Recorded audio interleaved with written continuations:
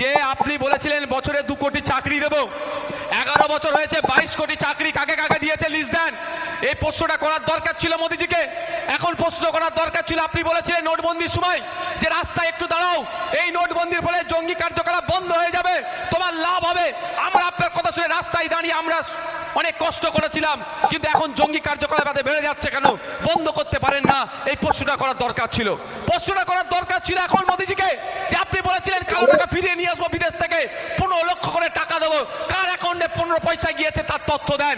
এখন প্রশ্ন করা দরকার ছিল মোদিজিকে, 1 টাকা সমান 1টা ডলার পাবো, কিন্তু 2014 সালে 61 টাকা দিলে 1টা ডলার পেতাম, এখন 90 টাকা দিলে 1টা ডলার পাচ্ছি কেন, এত টাকার মান কমে যাচ্ছে?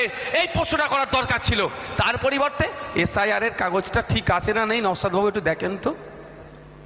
মানে বুঝতে পারছেন মাইন্ডকে কেমন ঘুরাচ্ছে? প্রশ্ন করার দরকার ছিল মমতা ব্যানার্জিকে, যে আপনি বলেছিলেন সরকারি কর্মচারীদের কেন্দ্রীয় সমারে দিয়ে দেবো, আপনি বলেছিলেন 10,000 মাদ্রাসা দেবো, আপনি বলেছিলেন ST/SC ভাইদের আপলিফমেন্ট করব, আপনি বলেছিলেন দলিত ভাইদের এগিয়ে নিয়ে যাব, আপনি বলেছিলেন ওয়াকফ সম্পত্তি উদ্ধার করব। এখন কি অবস্থায় আছে? প্রশ্ন করার দরকার এইগুলো।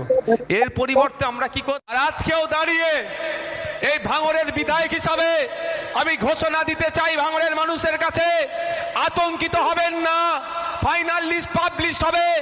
আমিও দেখতে চাই ভাঙড়ের একটা বৈধ ভোটারের নাম কিভাবে নির্বাচন কমিশন কাটে।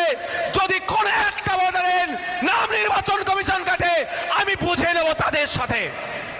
আমি বিধায়ক হিসাবে বলে